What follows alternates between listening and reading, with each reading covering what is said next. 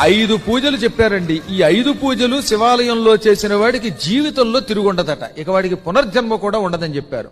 అందులో మొట్టమొదటిది ఆవాహన. శివుడి దగ్గరికి వెళ్ళగానే ఇలా 2 చేతులు పెట్టి ఆవాహయామి అనండి. ఇది మొదటి పూజ. రెండవది ఏమిటి? ధ్యానం. శివుడికి సంబంధించిన ఏదో ఒక శ్లోకం భక్తితో చదవండి. మీరు ఏ ఆలయానికి వెడితే ఆలయంలో ఉన్నటువంటి దేవుణ్ణి స్తోత్రం చెయ్యండి.